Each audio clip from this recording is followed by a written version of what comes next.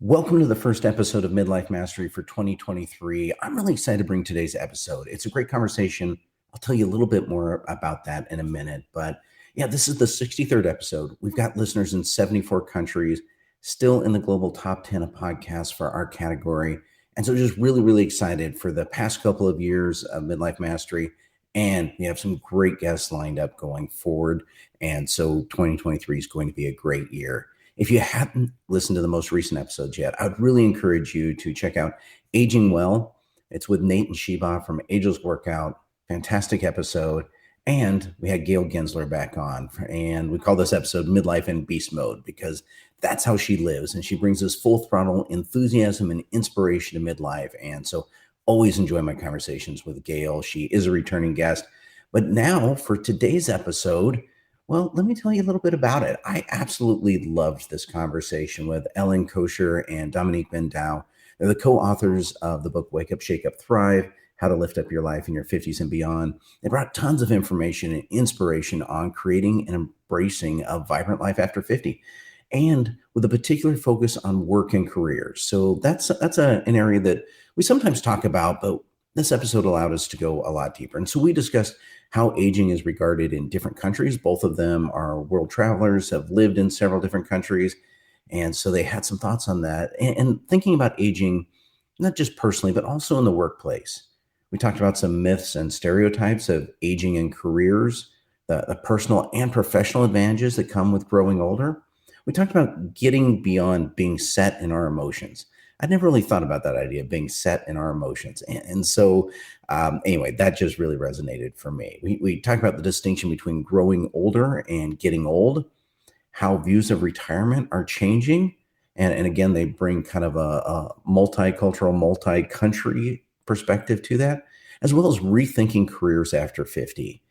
And just a quick thought on that, if you just turned 50, you've probably got another 20 years. That is a full career between now and when you're 70. And that just changes the way I think about things. So anyway, as Ellen and Dominique say, don't grow old waiting. And the time is now. So let's get started, jump into the episode. Let me know what you think about it. And please, of course, if it resonates with you, share it with people that you know, that you care about, that would really appreciate this episode for really helping them refocus their midlife.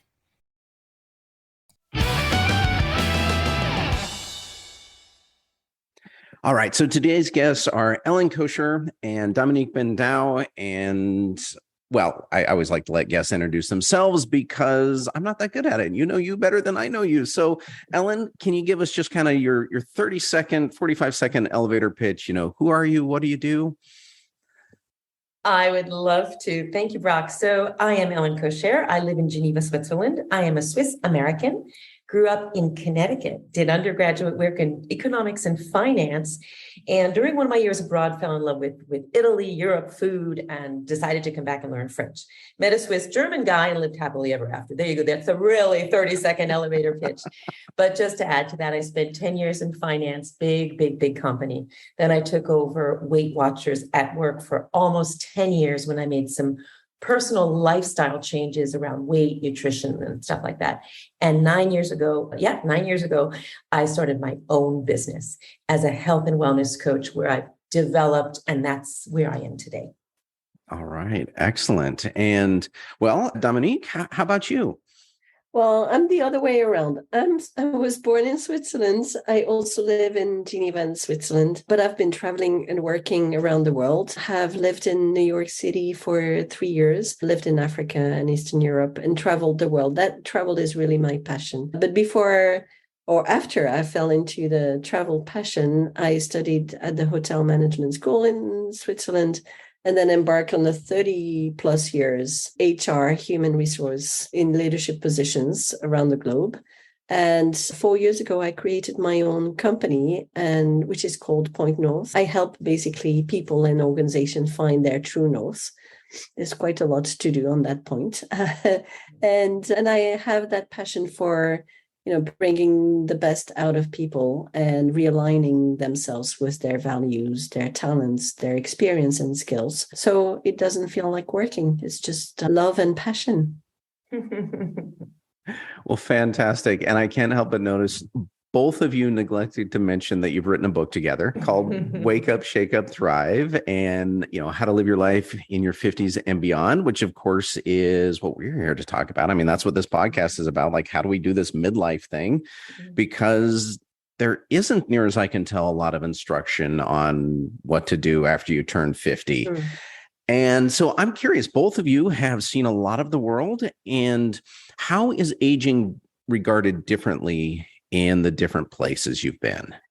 Oh, I can take that if you want. Go for it. Sure. It's an excellent question, and one that we don't get usually when we have interviews like that. So thank you for asking, Brock. It's definitely very different. If you go to Africa, a continent that is very dear to my heart, as much as you age, you also gain respect, and people really take care of you as an older adult. And you'll find the same in most of the Asian countries. Now, in Europe and in North America, which are very similar, it's about having or preparing for legacy, preparing for things to give back and contributing to the community. South America being so diverse, from north to south of that continent, it really depends, but it's similar to what you'll find in North America. So it's basically North and South America and Europe are similar, but Asia and Africa is about respect. And actually in China, when you celebrate your 60th birthday, there's a huge party. Everybody's waiting to have that 60th birthday, because it's a massive sign of recognition and respect. It's kind of an end result where everybody aims to be, which is not necessarily what you experience everywhere in the world. No, definitely not. In fact, I think it's kind of a tradition in America to, lie about, downplay, not mention, never bring up your age, especially as you start getting there. Although I will note, my mother once said, half jokingly, that if she ever did start lying about her age, she would tell people she was older so they would think she looked fabulous for how old she said she was. Right. I love your mom. Well, how about you, Ellen? What's your observation on how aging is regarded differently in different places? Different, same? Great question, Brock. What I would love to do, and my brain was going as Dominique was sharing her thoughts, which I even learned something there about China, Dominique, is in the workplace, because I work extensively. So my field of business is workplace well-being, and as a consultant and a coach. So I've observed a lot about that. What I've noticed is that in the United States, there tends to be more opportunity for people over 50 in the workplace than is proposed in Europe in general. There's still this real age bias that I've observed in Europe, where even though, for example, in Switzerland, we are the country where people live the longest. We kind of go back and forth with Japan, but we're the country where people live the longest. And yet you kind of get pushed out of the workplace by 60. And then people look at you kind of funny if you want to work. And it's very awkward because there are another 30 years left. So where I have observed a real difference in mindset and mentality, and a lot of the work that Dominique and I do is around that mindset, is in the workplace and being accepting. And what I've noticed, Brock, and this is very interesting, you might not have even connected our work with the 50 plus with that, but we're working with diversity, equity, and inclusion, which is a huge subject in the US that is trickled toward Europe no longer than 4 years ago, first year of COVID. One of the experts in workplace wellness here in Switzerland said to me, what are the trends in workplace wellness in the world? He knows them in Switzerland. And I said, diversity, equity, inclusion. He looked at me like I had two heads. What are you talking about? He said, in Switzerland, we speak 4 languages. We're multicultural. That'll never be a thing here. And today it's the number 2 issue after mental well-being. So having a global market, we're creating this pressure.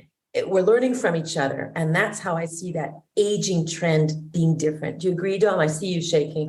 We're on the same Totally. wavelength, right? Yeah. Totally. And what we find out, and every year it becomes more and more true, is the developed economies in the world do look to older people as well. There's this paradox of companies letting people go on pre-retirement at the age of 58, 60, 62, where they could be, fit enough to continue working and willing to continue working. And on the other side, a lot of companies are looking at the older workforce because they critically lack people to perform the job that they need to perform to serve their clients. And if you look at the research, there are a number of people, including Japan, Switzerland, France, UK, the US, obviously, Canada as well, even China, where the number of positions that are vacant at the moment are only and purely due to demographic changes. That opens up hundreds of thousands of jobs to midlife professional and the older work. And just yesterday, I spoke to somebody in South America. Ellen, we did together, where a gentleman of 60 was actually headhunted. And when the hiring manager was talking to him, he said, well, do you realize I'm 60? And he said, yeah. And that's a big plus for me, because that's why I'm hiring you. You've got the values, you've got the skills, you've got the network. It makes much more sense to look for somebody like you than to look for younger people, which is pretty good news that older people don't always think about.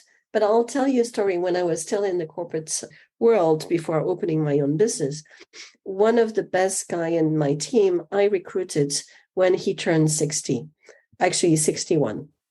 And when I interviewed him, I said, well, would you mind reporting to a younger person, especially a woman?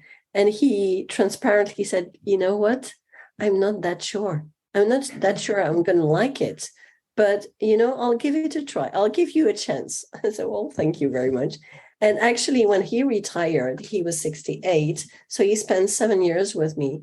And when he left, he said, look, of my 40 years of career, my last position, my last job was the best one ever.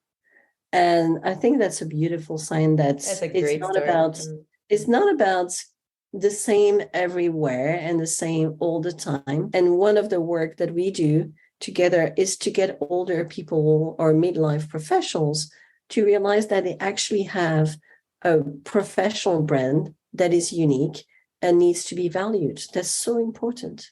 Well, let's talk about that, because there are a lot of stereotypes around aging and career. I mean, we've already started touching on them.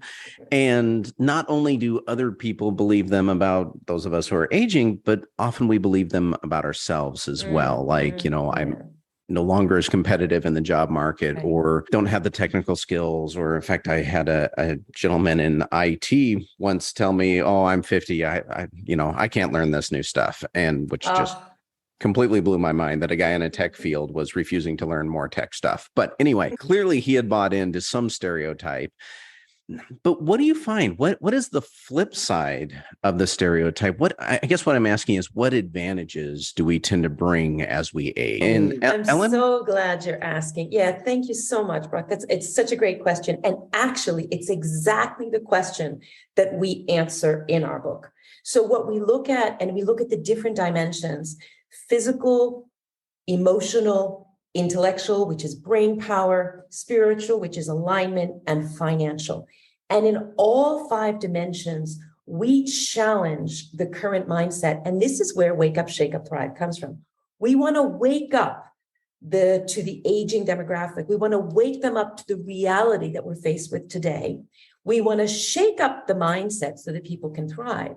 So if I were to just take an example in each one of these dimensions, which I think is really fun to do, one of the major worries of people over 50 is physical well-being. And in fact, every dimension, whether it's nutrition, physical activity, sleep, 70% of our aging can be changed with lifestyle. And it's never too late. That's a really huge positive message, because people think, they'll even say, I'm having a senior moment. I don't see like I used to. Typically women will come to me to lose weight and they'll say, oh, it's menopause. And I'll be, no, honey, it's sleep. You got to get some sleep. So how are we going to get that happening? And then the weight goes off by itself. So there are a number of those things, and we challenge lots of them. That would be a physical example. If I take an emotional example, people tend to be set in their emotions. And then Dominique, you can take another dimension afterward.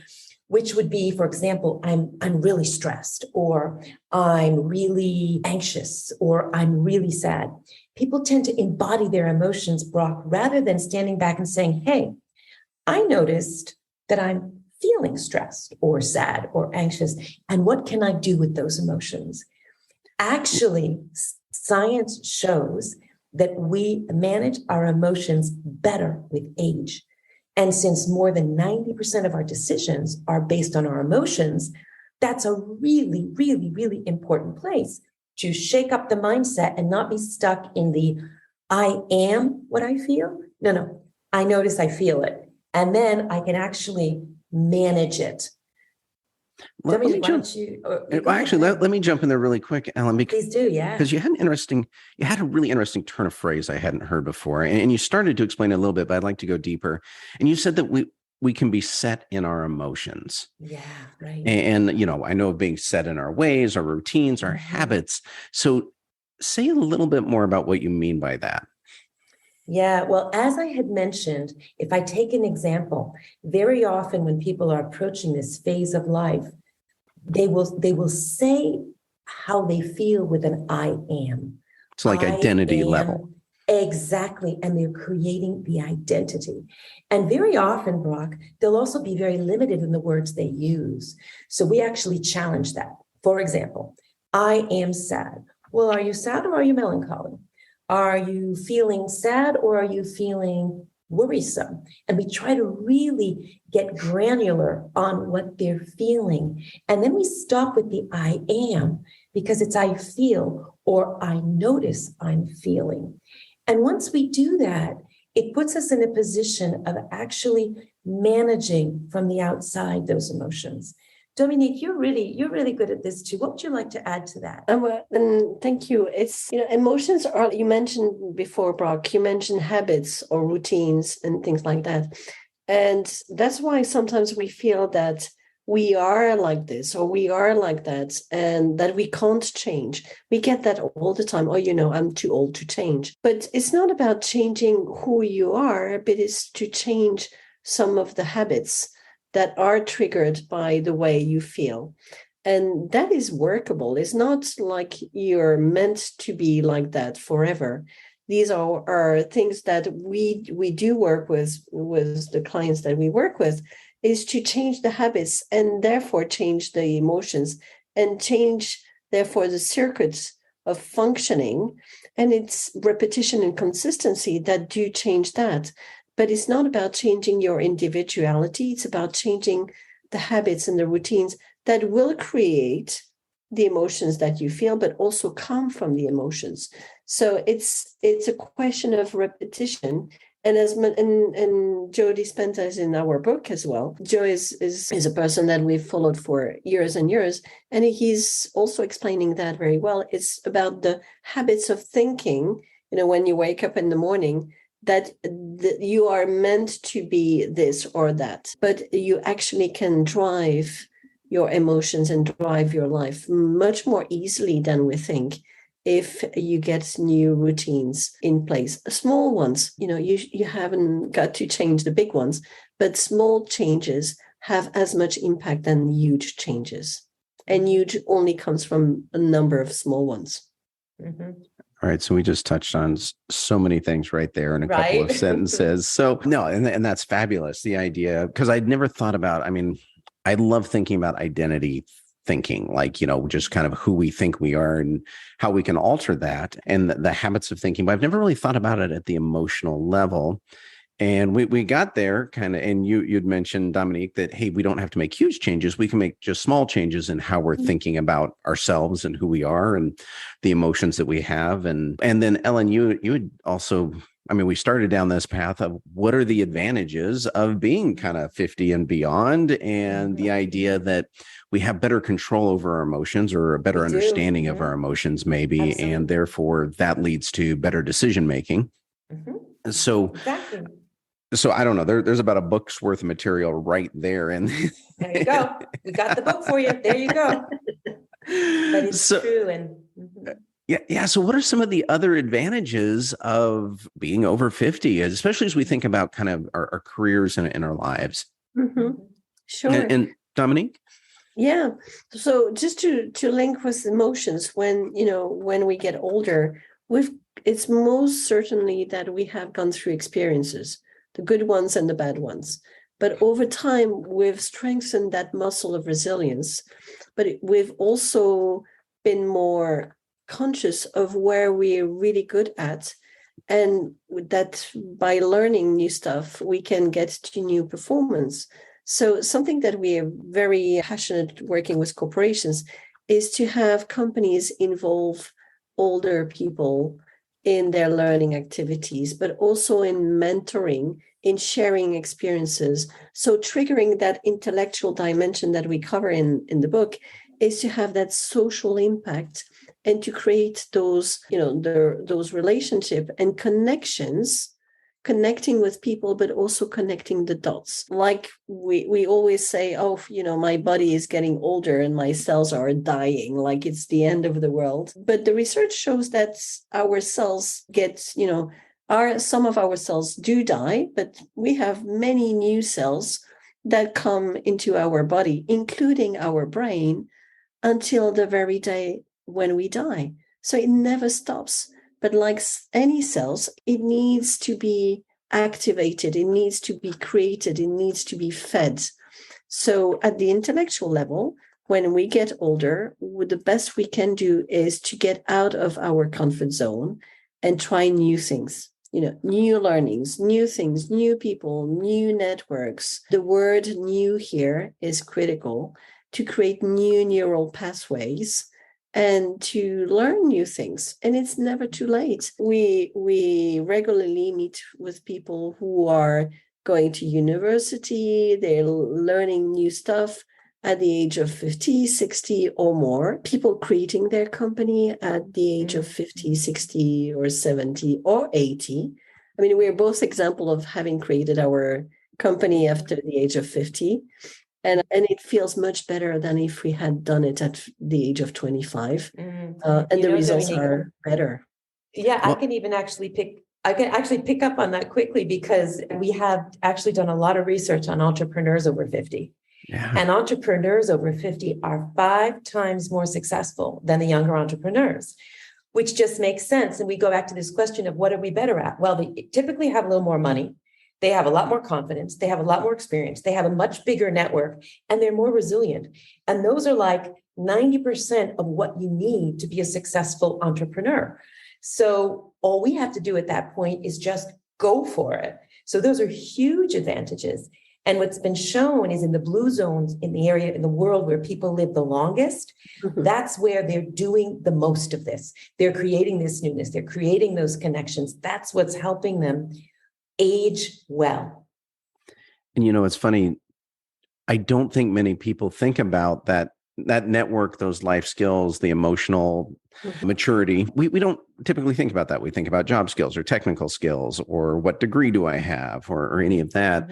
And it completely misses this whole human part. And, business, I'm a firm believer, business, gets done for, by, and through people. Like people are just the equation. You can't avoid it. And that is what our demographic tends to be better at, just from experience.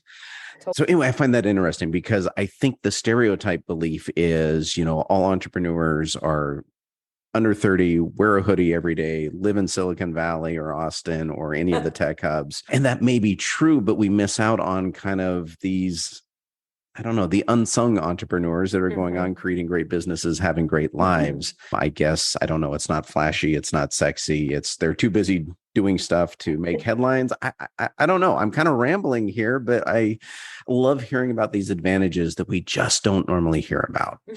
We don't tap into. Totally. And it's very much driven by media as well, whether it's magazines or papers or social media and so on. It gets to the surface or it's known by people through media. So it's not that uncommon that we see examples of young, successful entrepreneurs, but there are also many older entrepreneurs that are successful. And it's a question of of being known or being aware of and getting to read about those people as well. And And you said before that, younger people might be more, more tech orientated and so on. But it all depends on what you mean by digital and tech. Mm-hmm. I know a lot of people, young people, that are great with social media and TikTok and platforms like that. But ask them to do an Excel spreadsheet or a PowerPoint presentation. Exactly. And that's where we thrive. And it's needed as well. You can't go on TikTok to run a business, necessarily for everything. So these are the. We haven't tried yet, at least. We haven't tried. I mean, it's yet to be tried.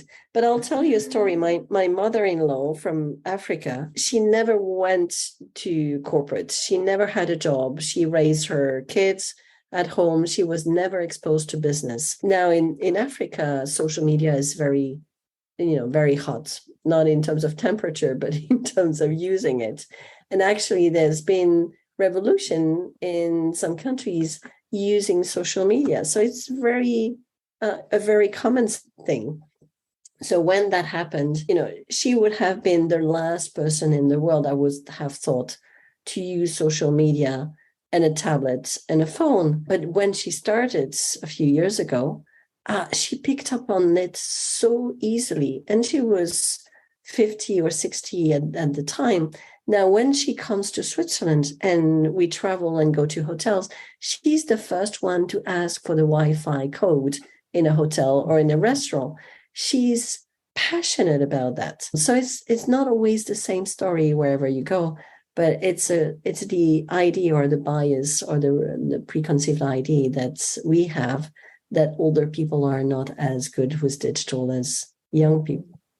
We call it the digital divide in our book, and we challenge people to actually get over that. It does seem that one of the things that younger people have an advantage of there is they just keep playing with it. Like there's not this idea of success, failure. Oh, I tried it once and it didn't work, so I didn't do it. Like little kids learning to walk, they just keep doing it till they figure it out. True. Kids play with apps, kids play with technology. And if there's an advantage, that seems to be it. They don't have this idea of, I must be an expert with it the first time I use it. Otherwise, it undermines who I am at my core. And I'm being a little facetious, but I'm laughing because it sounds like Dominique and I, it's really funny. We've been working together for 4 years. Oh, I have to tell you how we met, actually, and how we worked together. But when we first met, the two of us were like, I can't stand not knowing. I'm going to learn this. Between us, we know so many tech platforms that our tech people are like, oh, it's a pain in the neck because we know too much. So it's actually, and as soon as I don't know something, or Dominique, we're like, go for it, yes. And then we kind of we challenge each other to get on top of it. We're exactly the opposite. We're like the kids. We're like, we'll do it until we get it right, Dominique? Yeah, absolutely. But you know what, Brock? If the thoughts that some people have that they have to be good at something or be excellent at something, and failure is not an option, is actually very true for our generation. Because in terms of education, we've been taught, or we've been shown, or we had to prove so much to get where we are today. But what we question is that a truth, or is just not a preconceived idea, but a belief that we have that is actually not a belief that serves us. It's a belief that unserves us. Now, in life, and that's something that we teach people we work with, in life, you can change a belief that doesn't serve you if you decide to do so. You just have to find the technique, and that's what we teach as well. You just have to find the technique to understand where that belief is coming from. And if it doesn't help you, get rid of it. Why make your life miserable for the sake of a belief doesn't serve your life, doesn't serve your future, doesn't serve your work or the people around you? So there are some great beliefs that boost us, but others then just drains us, and consciousness or awareness of that is very much important, to feel that alignment you have with who you are, how you can contribute to the community, how you can serve a company or your own business. What is your position? What is your mission? on that planet by identifying really what makes you and what is stopping you or what is helping you. And beliefs are a big chunk of that. Speaking of beliefs, there's this idea, like we're all going to get older, right? Like that's a good thing because, the alternative. Grow older. We Yeah, don't the like to say get alternatives. older. We grow old. We don't get old. We decided. Well, yeah. So let's talk about that because we are all going to age, and yet some people seem to take on life is still an adventure for them in their 70s and beyond. They don't appear old, although they have aged, or however we would phrase that. And so there does seem to be a distinction. When I think back when I was a kid thinking about older adults, I didn't see vibrancy, and it may just be, the perception of youth versus from where I'm at now. But it just seemed like, people in their 60s and 70s, they had really wound down and they were just playing bridge or whatever it is they did. I don't know. I was too busy being a kid to pay attention, but I don't see that as much today. I see people out living very vibrant lives. And so I don't know. So let's talk about that idea of growing old versus just aging. Mm-hmm. And that one. I know there's a lot to cover there, but I'd love to hear your thoughts on it. But that's okay, because when we first started writing the book, there was this thing about effectively, just like you said, everybody getting old. And we said, actually getting old, it just sounds so negative. It sounds grumpy. It sounds wrinkly. It sounds slow. Getting old. We want to grow old, like you grow up. And that's something to grow up. You thrive, which means you need to take care of all of the various dimensions of your well-being to keep them in shape. Obviously, and you're right, Brock, life expectancy has increased exponentially. We have never been faced with a 4-generation workplace in the history of mankind. So these are new paradigms. This is not something that we're used to, which is, again, why we purposefully are working through this, both at the employer level and the employee level, because both need training and understanding about what we can do to grow old rather than get old. And I think the main thing that Dominique and I really feel strongly about is that it's never just in one piece of your life. As we've noticed, for example, if you talk about retirement, the way it used to be, it's the whole idea of retirement has changed. It's become almost now you have freedom to work when you retire from work, because then you can actually do something you really want, something that matches, as Dominique explained, aligns with you. Then when our grandparents and our parents retired, they only had a few years left and they were slower. So you didn't have those kind of questions. So given today's aging demographic, these are really new questions and new challenges that we have. So Dominique, what are your thoughts there? Anything to add? Yeah, well, just very, very shortly, the difference for me is whether you feel empowered to drive the life the way you want, or whether you're just going to play victim until it ends. And honestly, I find that too sad to accept, is also to give yourself a chance to discover, to explore, but also to go within yourself and think what is important for you. But it's to really put you in the driver's seat more than, in the bus that you're just, cruising along more and more, slow and passive and so on. So it's really, that's part of feeling empowered, engaged, responsible for what happens to you, and that there's no destiny, and you have to just admit it and wait until it ends. So it changes the perspective. When you're in driver's seat, yes, it's responsibility, but it's more freedom as well. It's a give and take. Freedom comes with responsibility anyway. Mm-hmm. Brock, I have a little challenge just for a thought for you to go through here. When I started giving pre-retirement courses about 5 years ago, I was hired by a company and they gave me a slide deck to start with. And I looked at it and there was a hammock on a beach on the first slide deck. And I kept that slide. How do you feel personally if you see hammock on a beach related to retirement as of 65? How does that make you feel? Well, I think of vacation when I think of hammock on a beach. Me too. I don't think of retirement.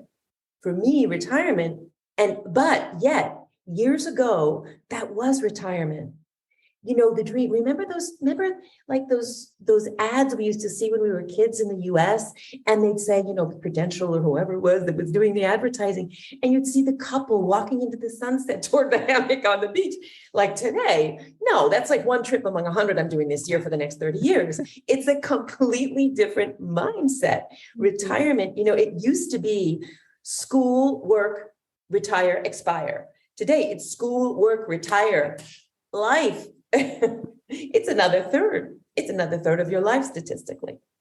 Well, sure. I mean, so, you know, I'm 52 now. If, you know, even if I work till I'm 72, you know, that's, well, 20 years by my math, you know, that's a full career somewhere. So let's talk a little bit about that. The idea of, you know, kind of midlife professionals from your perspective. We already talked a little bit about entrepreneurship, and Dominique, I love your idea of feeling empowered, because the thought of being a victim until it ends was the most depressing turnover. So when we think about being empowered, we think about, hey, I've got at least another career's worth of time ahead of me, however I choose to use it. I mean, that kind of the counter of that is, well, I'm this age, I'm, you know, just kind of coasting till the end. But obviously that's not the path we have to go down. And I guess, so what is kind of your advice or your approach to those who are at this stage looking and realizing there's so much more, there could be so much more, I've got another career's worth to give. What should they be thinking about? And yeah, Dominique, jump on in there. What we realize is what most of people getting at this point of midlife, whether it's 40, 60, 50, whatever they consider as midlife, is when they realize that there's so much to go still, and what are they going to do with the rest of it, whether it's 20 to go, 30 to go, 40 to go in their professional life. What they mostly lack is, one, clarity, and second, confidence. And what we do a lot of with them is to help them be clear on who they are, what they bring to the table in terms of personality, motivation, skills, experience, talents, strengths. But that gives them the confidence when they say, oh, I'm not that bad. I know this, and that. And I have those strengths. So it raises up their level of confidence.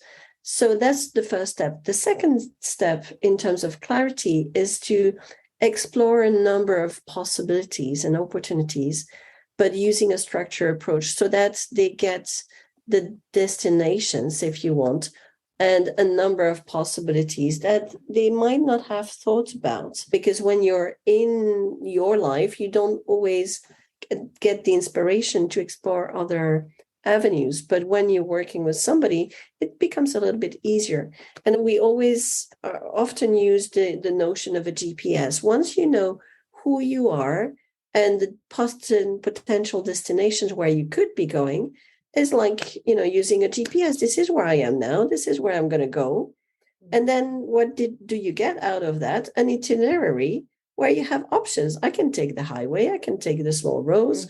I can go fast. I can take my time, but at least you have a plan.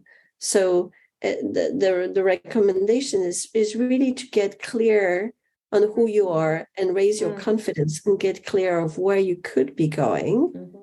And then you have a plan. I totally agree. The plan is measurable, is trackable, can be fast, can be slow, but it's a plan with actions. You know, this brings me, Dominique, thank you so much for sharing that. At this age 50-ish, we actually explain it. And maybe, Brock, you are definitely doing this in your work, and maybe even today's conversation, it gives the 50-ish midlife people an itch. They get this little, like, oh yeah, I'm going to live that long. They kind of get this nudge. And what Dominique and I noticed and how we met and started working together is exactly for this reason, because people would come to me and go, oh, Ellen, I got to lose weight, or Ellen, I've got to sleep better. And when I dug a little bit deeper, I realized, in fact, their problem was with their job. They were in the wrong job. And once we got them in the right job, all the health issues cleared up. And Dominique noticed that people would go to her to get a new job, and they needed a job, and they weren't sleeping, and they were burned out, and they were having health issues. So we realized that by working together, and I think the advice comes to reach out with that nudge or itch, figure it out, be ready to pivot. You may be able to do that by yourself, working through a book like ours, because we've got great tips and we have the Thrive Guide and you can do it, or with an external coach, both ways. And again, podcasts like yours are great motivators for people to actually get out of itch mode and get into, oh, this is going to be really scratch mode, get into scratch mode to actually take care of that. So, man, we have covered so much so far today. And I don't know, I'm just kind of wondering next steps. Like, you know, I'm stumbling a little bit over my words here because, well, one, I'm kind of fired up. I love this conversation. I love the idea that, you know, on one hand, we often hit this age and feel like this is my trajectory. You know, I've got so much invested in the current life, current career, current status, habits, emotions, all of that, that I'm going to continue down this path. And so I love the idea of being able to shake that up with, oh, but we've still got a lot of time. We can still explore other paths. If this one isn't doing it for us, maybe there's something else. And even if this one is doing it for us, maybe there's something else. You know, I love people who are out there taking on big new challenges, big new hobbies at this age, and well, at any age, but really at this age, because it fights those stereotypes so much. So let me ask, what's the exciting next steps for both of you? Like, Ellen, what are you looking forward to in kind of this next year or two? Wow, I really have a lot. Actually, we wrote the book not even a year ago. It was November of last year. We published in English. The French translated version has just come out. So we are doing a lot of promotions on that book. And don't forget, Dominique and I each have two businesses. I have my business Wealthness, which is workplace well-being. And we have Wake Up, Shake Up, Thrive. So with Wake Up, Shake Up, Thrive, we are doing a lot of work around the consulting space, because what we realized is that companies don't know where to start. Like when you say, are you considering aging in your DEI? They go, no. And so we actually work them through that. And sometimes they actually hire us afterward to support their people and to help with the itches. But we actually help them create a GPS for their company. So that's with Wake Up, Shake Up, Thrive. And I'm very excited to say, I just want to share with you, I did my master's degree 3 years ago. So just to say, I mean, it's never too late. We created Wake Up, Shake Up, Thrive 3 years ago, created my own business 8 years ago. All of this happened over the age of 50. And the other big exciting thing is I'm doing a lot of training of younger professionals, younger coaches in my signature programs and in our signature programs. Dominique and I are launching early next year. We're training young coaches in Wake Up, Shake Up, Thrive delivery, because the need is so big. So that's what's going on for me. That's the big stuff on the professional scene. How about you, Dominique? What are you looking forward to over the next couple of years? I mean, Ellen already laid out a couple of things I know you're doing, but what else are you looking forward to? Well, on the Wake Up, Shake Up, Thrive, I think she described the big plans that we foresee for next year. But knowing ourselves, by January or February next year, we'll probably have hundreds of other ideas to roll out next year. But on the Point North side, what I'm excited about is the mental fitness program that I just rolled out, that is picking up vastly, because that you just really certified in as well, you might add. She just certified. That I just certified, and combining, the focus on raising up the volume on strengths and lowering down the volume of those nasty internal voices that we all have. So that has turned to be a big thing, and I foresee a big acceleration on that next year. And the other thing is the link between emotions at home and emotions at work, because emotions at work is not something that we talk a lot about. However, it has massive impact on the level of burnouts, the level of bore-outs, great resignations, silent, quiet quitting, and all that is mainly due to the lack of management of emotions at work. And that's something that I'm really passionate about, and I'm kicking off as well with corporations to get their emotions managed properly at work, rather than letting people go and having to struggle to find new people. Why not managing them intelligently and with care and authenticity? Love it. That is a lot for both of you, and that is awesome. So as we start wrapping up today, and obviously we could talk for hours because there's a lot of interesting stuff here, but as we start wrapping up, so we've already talked about the book. I know people can go find it on Amazon or wherever they get their book. Where else can people connect with you if they want to learn more about you, just kind of want to follow you, social media, whatever? So where's a good spot? We are very, very active on LinkedIn, both of us. So we love accepting new people on LinkedIn. We both publish regularly on LinkedIn as well. On our website, wakeupshakeupthrive.com, we have a resource hub that has wonderful freebies. People can download checklists and tick boxes, because we also believe, as Dominique spoke about empowering, that people have in them what they need to get through this transition. We just are the nudgers. We're just the nudgers. So we put lots of free resources there, including the 2 first chapters of our book, which people can just download for themselves to get a bit. And there's just 2 things I would like to share. One is our tagline. And our tagline is, don't grow old waiting. Don't grow old waiting. And I think that's the one thing I would love to leave people with on my side, is that it's never too late and it's never too early to actually start preparing this wonderful long life that we have ahead of us. And the other thing I just want to share is that we totally love chocolate. And if you guys like chocolate, come to Switzerland and we want to share our chocolate with you. Fantastic. Dominique, any other places to find you? Well, we, beside LinkedIn, we're also very active on Instagram and on Facebook.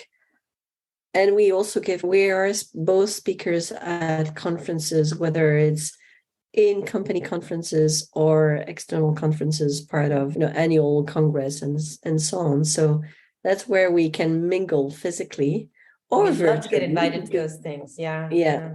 So yeah, the world is vast, but it's a great place to find us, whether virtually on social media or on the websites, or face to face somewhere on a conference in the US or in Europe. In fact, people can actually access. We work a lot with the National Wellness Institute. You might know them, actually, Brock. They're out of Wisconsin at Stevens Point, the University of Wisconsin at Stevens Point, and they're throughout the United States. And they have a number of our sessions actually on their website that people can actually download.